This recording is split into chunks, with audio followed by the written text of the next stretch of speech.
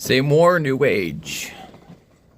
Everything is talked about on Easter and Good Monday and yada yada, all this pretty Christian shit. But I want to get down to the nitty gritty Christian shit. I want to share the story of Saint Longinus, the second patron saint. The first was Saint Dismas, who was the thief on the cross, who died next to Christ and accepted him. The second was the man who speared Christ, the Roman who was born with half sight. He had severe myopia, or he was myopic, meaning he was heavily nearsighted.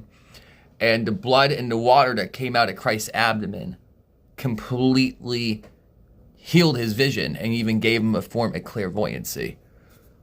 The rest of the days he lived, he decided, I'm going to spread the word of God. I'm going to spread the word of Yahshua of Nazareth to the people of Rome, to the people of Greek, all through Europe. And he did so. About 5 years in, the Romans found out, and they were like, okay, cut out his tongue. And they cut out his tongue, and he could still speak, almost like in thunder. And then they cut out his eyes. That doesn't work either. He walks straighter than a nail, dead straight.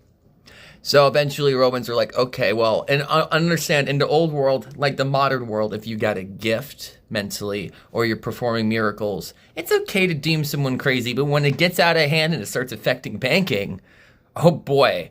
Well, that's kind of what happened to Jesus, and they killed him. So, and St. Longinus, eventually was doing enough miracles through this works and stuff, and people are realizing, oh, the Romans aren't in power, Yahweh is God, yada yada. They bound him, wrists, they hog-tied him by the wrists and ankles and blindfolded him, even if he had no eyes. They put him in front of all 9 altars of the Roman gods, Apollo being in front and center. And while he's bound by a rope and blindfolded by binds, he magically, I'm not going to say magically, by the grace of God, has no binds, none of it. He takes the Roman sword, he's on the other end of this arena, and he cuts the head off Apollo.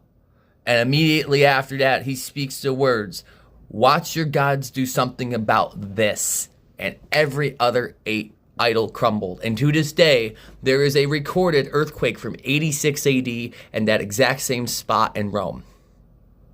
That's the story of St. Longinus, the centurion,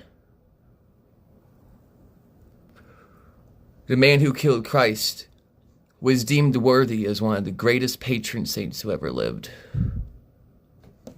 In the world of Mother Teresa's and St. Patrick's, be a St. Longinus. Be a centurion, man.